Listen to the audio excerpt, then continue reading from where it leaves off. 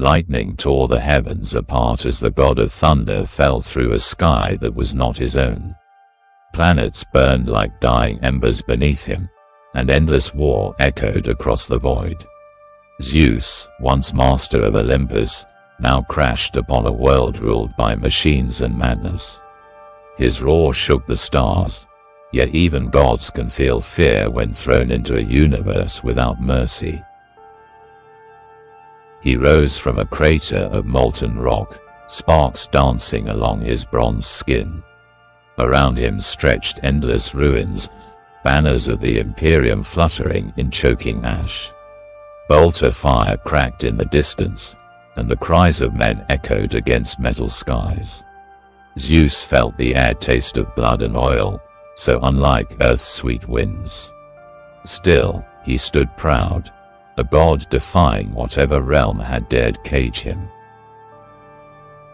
A column of space marines advanced through the smoke, their armor glinting like blackened suns. They saw Zeus, towering, radiant, holding lightning in his palm. Their leader raised his weapon, declaring him a warp-born abomination. Zeus only smiled, voice booming like a storm breaking across continents. "I am Zeus, king of gods. Kneel, or be struck down." The marines fired, thunder met gunfire, and the battlefield lit with divine fury. Bolts of plasma cut through clouds as Zeus hurled lightning that split tanks like kindling. Yet these soldiers did not fall easily. Their courage was forged in centuries of endless war. They rose again, chanting prayers to their emperor. The word emperor pierced Zeus's pride, a title that mirrored his own. Who was this ruler who commanded such faith across stars? Curiosity, like a storm cloud, began to grow within him. As the last marine fell, whispering oaths even in death, Zeus stood among corpses that refused to fade. He sensed no divine presence guiding him, only a distant shadow, vast and ancient. He looked to the sky where golden ships drifted like blades. Perhaps their emperor was another god, or perhaps a fraud. Either way, Zeus decided he would find him. The god of thunder would not kneel before mortal kings.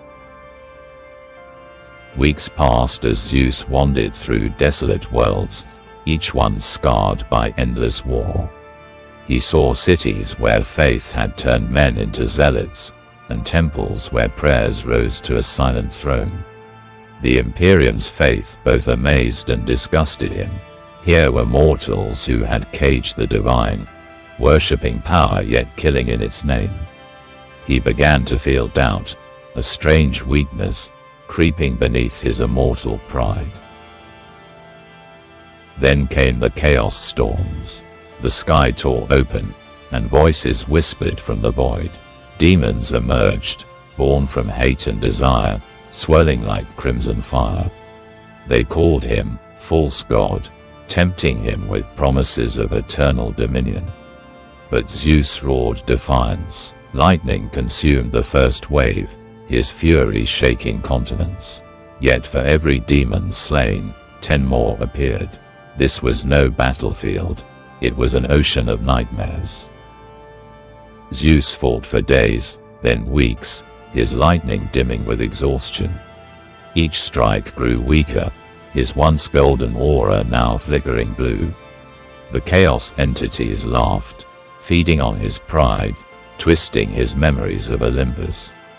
They showed him visions, Athena kneeling to the emperor, Ares bound in chains. Rage fled again, but now it was hollow. Even gods can bleed when faith falters, and his faith in himself was crumbling.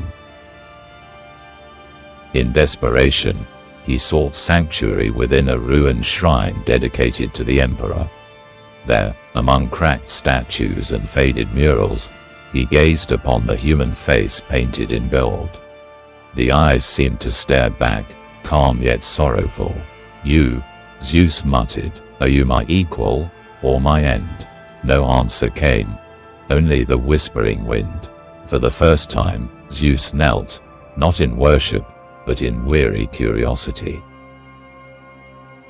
The shrine trembled as an imperial ship descended, and from its ramp stepped warriors clad in gleaming gold, the Adeptus Custodes, guardians of the emperor himself. Their leader regarded Zeus with neither fear nor awe. "You do not belong to this galaxy," he said. "Leave, or be unmade." Zeus lifted his chin. "I seek your emperor." The custodian's eyes narrowed. "Then you seek death." The storm god smiled. "So be it." The clash was titanic. Zeus's thunderbolts shattered mountains, while guardian spears pierced the very air. For every custodian that fell, another rose, tireless and perfect. Their discipline matched his power, their faith unshakable. The battlefield became a sea of flame. When the last blow fell, Zeus stood barely breathing, body cracked with light. The custodes withdrew, leaving only silence and the promise that their emperor now knew his name. Days later, beneath a sky of burning clouds, the god finally met him, the emperor of mankind, enthroned upon the golden throne. Zeus approached with reverence he did not understand. The emperor did not speak.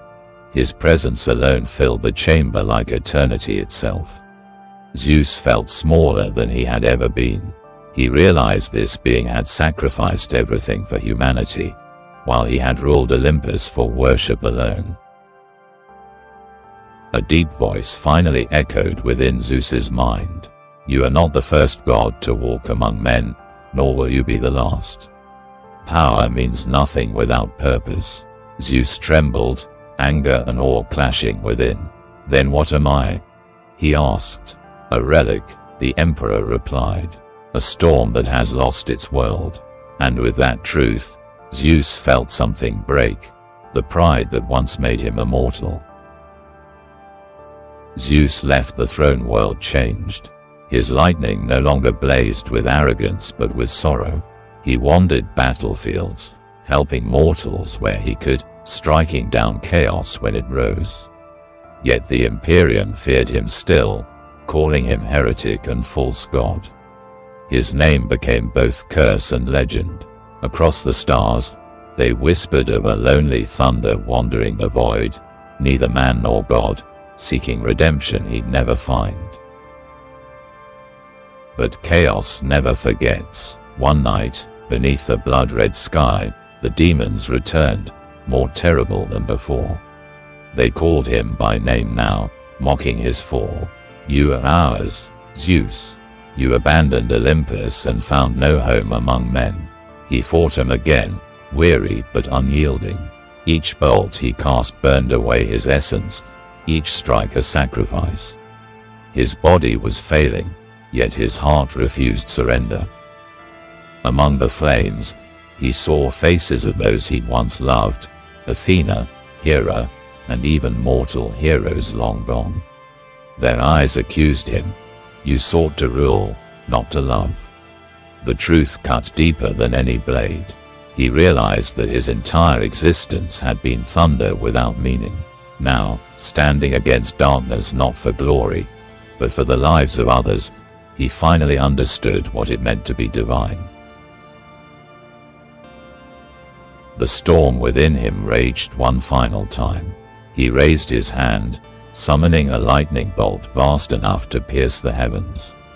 It tore through chaos, lighting up the sky brighter than a sun. Worlds away, soldiers saw the light and thought it a miracle. But Zeus knew it was his end.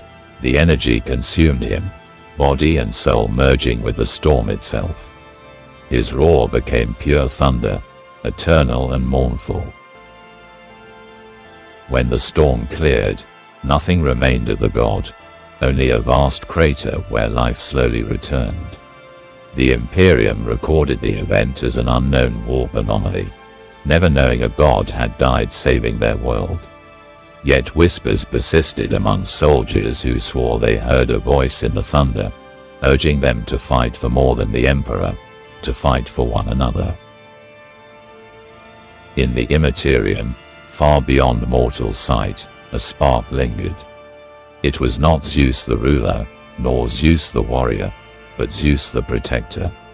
The emperor himself turned his gaze toward that spark and allowed a single word to echo across eternity: rest.